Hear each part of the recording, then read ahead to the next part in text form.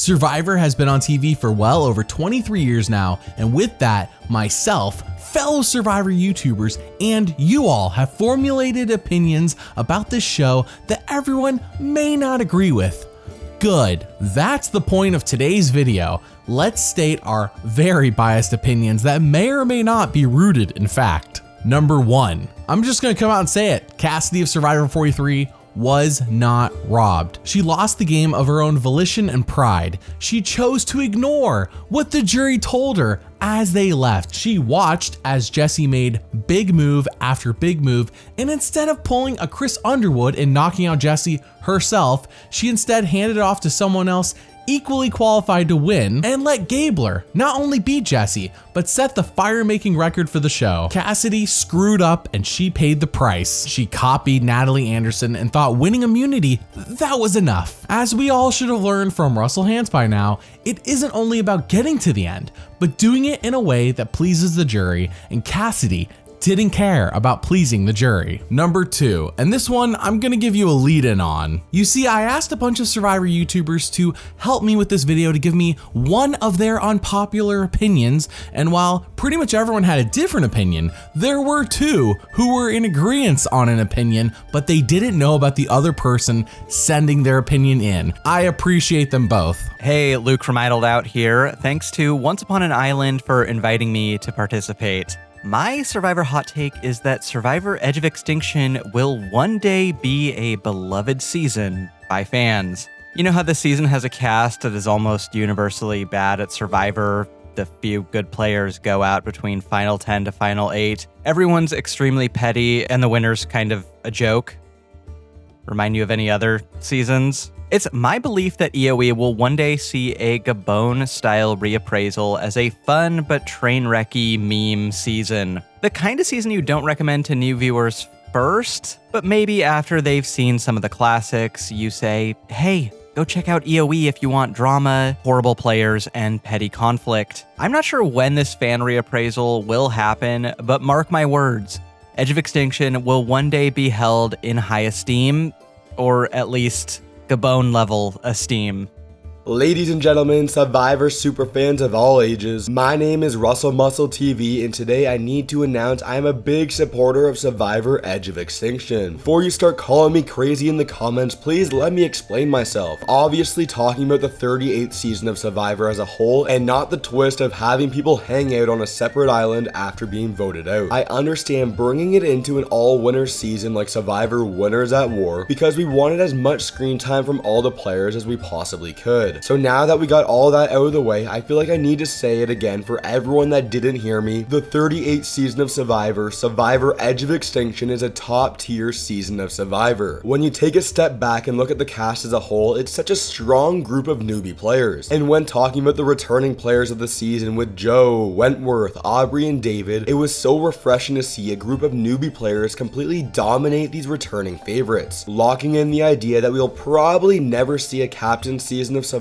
ever again. The main argument I see against this season is the obvious lack of a consistent story, with Chris being voted out early on in the game and coming back to win the game in the finale. But I'm sorry, I just don't care. The main reason I watch Survivor is to be entertained and hopefully see some good strategic moments along the way. This season has so many awesome moments. If you think of Survivor Edge of Extinction as a bunch of mini story arcs instead of a full season narrative, I think everyone can enjoy it just as much as I do. We have so many awesome moments throughout the early game, the middle of the game seeing Rick Devens return, the late game shenanigans, and arguably the greatest single episode performance of all time when Chris Underwood comes back in the finale. Thank you for listening to my rants. Come check out my channel for more Survivor content. Chicken nugget eating contest possibly coming soon. Number 3, Survivor 45 has been heavily rumored to be extending their episodes from 60 to 90 minutes with commercials. This is amazing, no complaints here at all. But will the extended runtime fix the issues most of us have with the current format of the show?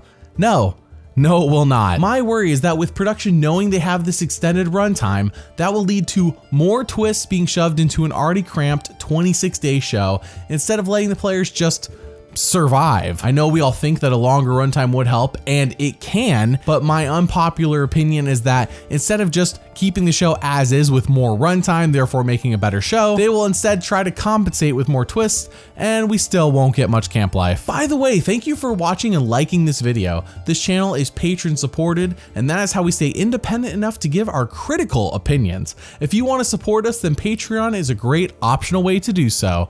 Link in the description. Now with that, number 4. My unpopular Survivor opinion is that Aris is one of Survivor's best winners, maybe even a borderline top 10 winner. I mean, sure, it's not a flashy game, but to say it's not a dominant one would just flat out be wrong. This 24-year-old Friday-looking yoga instructor was somehow, someway able to single-handedly control and lead the Kasaya Alliance to take out all the Lominas, despite Kasaya being the craziest tribe in Survivor history. The main criticisms of his game that I will never understand is that he was only kept around to compete against Terry, and that had Terry lost the immunity challenge, he would have been idled out. First off, do you really expect the likes of Courtney and Shane to make a move against the Cirie, Danielle, Aris trio? Also, who knows, maybe Aris would have invented the idea of the split vote had Terry been on the chopping block. He even threw out the idea of the safe vote at the final 9. And come on, how on earth can we penalize Aris for potentially going home due to an obviously unfair and overpowered idol? But to me, the most amazing part about Aris' game is that he beats all the Kasayas, yes, even Cirie, if he were to get to the end. Between his dominance, connections formed, and just in general being a solid player, especially for his archetype, I think it's insane how many people undervalue Aris, as I truly think he is a dominant Survivor winner. Number 5. Remember when I said earlier that we need more camp life and not more twists? Well, I commonly see people say a back to basic season would be fun, and I say no. No, it would not. Here's what would happen. The season would be heavily hyped by the hardcore audience. We would all be giggling at the thought of players looking for advantages that don't exist. But then after a few episodes, we would be bored. The novelty would be gone. The luster would wear off. The players would eventually figure out that twists don't exist, and then we would just get a good old-fashioned pagonging. Idols are needed. A good season theme is appreciated, but the overcorrection of going back to basics wouldn't make for a good season. Number 6. Hey, it's Ethanimale here, and my unpopular opinion is that I actually quite like Redemption Island as a twist, and I think it delivered strongly on all 3 seasons it was on. In the actual Redemption Island season, watching Matt win duel after duel after duel to earn his spot back in the game just to get sent back to Redemption almost instantly was a glorious tragedy to watch. In South Pacific, watching Ozzy implement the strategy of purposefully getting voted out in order to go to Redemption Island and take out Christine is a really fun and risky outside the box move that you wouldn't see many players have the guts to make.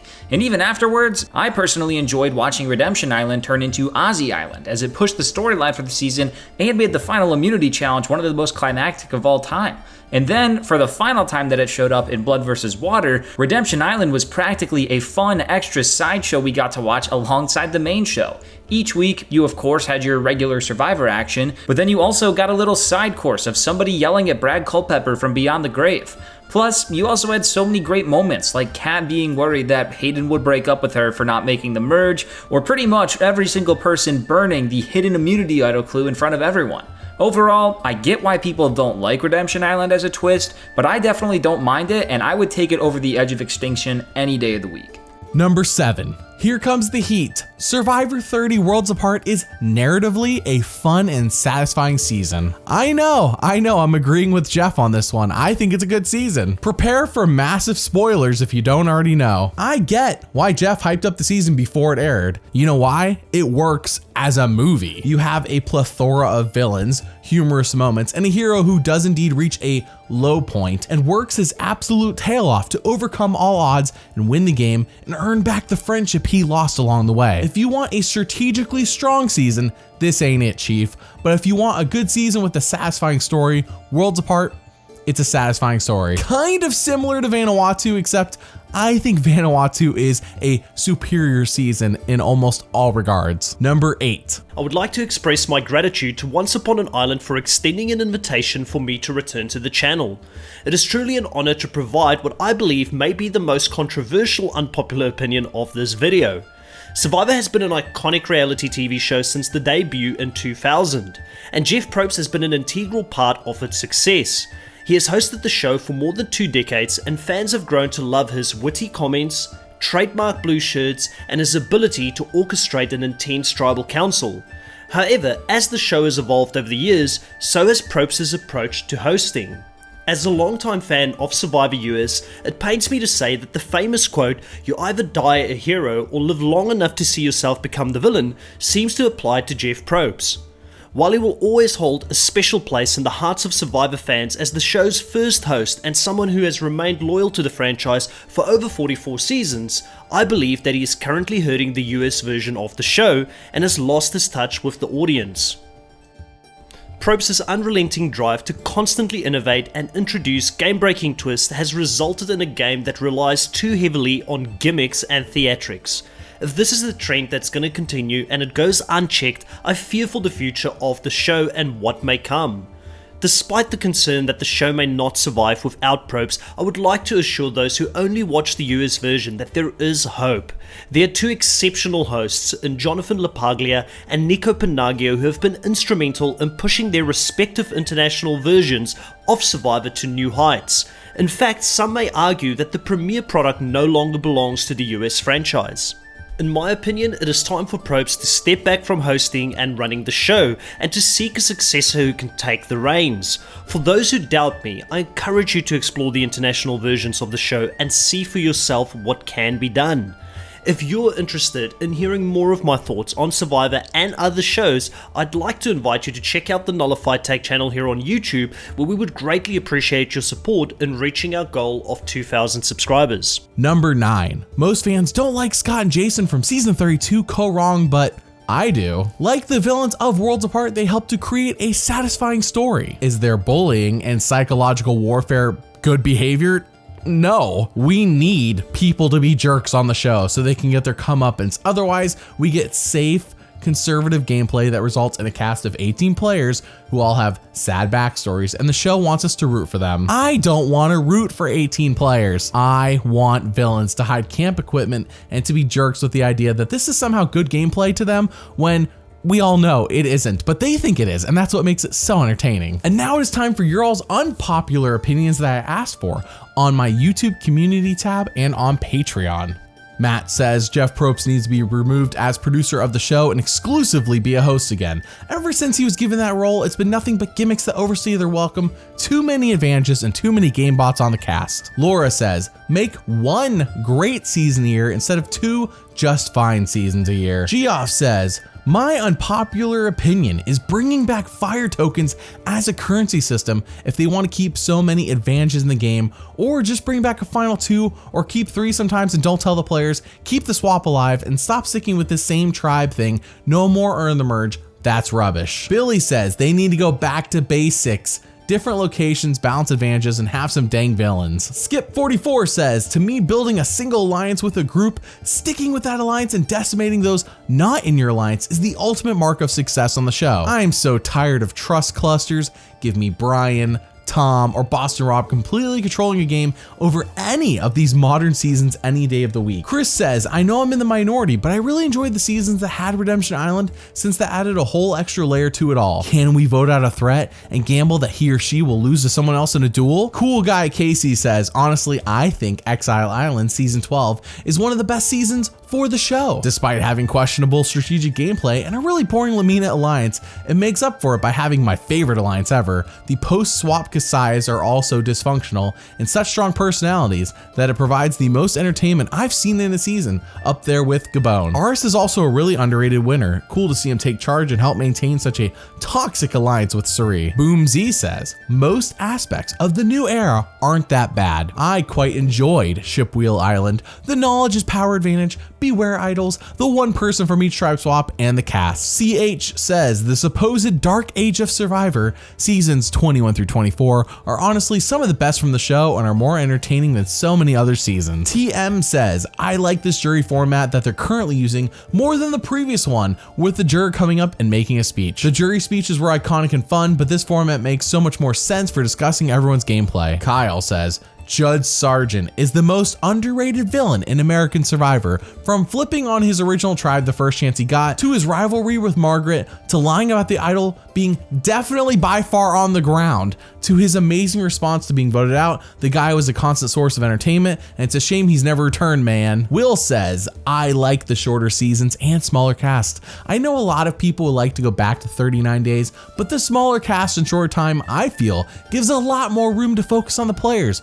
When they do it right, I find myself getting more attached to the post 40 cast because there's more showcase on them instead of the game. The reduction in player count also helps this issue too, I find. I'm fine with 26-day seasons staying. I really think it's better than the 39-day seasons. Oliver says, getting voted out with an idol in your pocket isn't a dumb move. Unless you're Chris in season 36. Julian says, Marianne is a top 5 winner. Big Tasty says, the villainization of strong male contestants like Danny in Survivor 44 is weird. Survivor Twitter can't stand him and it really makes no sense. Del Tago says, I don't like returnee seasons. There's something special in watching a brand new person experience the game for the first time and what they think is the best strategy to win the game. Watching a brand new cunning player, for example, decimate the competition with blindsides and savvy plays only for the other players to catch on and knock them from their perch is exciting TV. But once the viewer, and more importantly, the other players, know how a person is going to play the game from the get-go, the magic is lost as players either have to change their game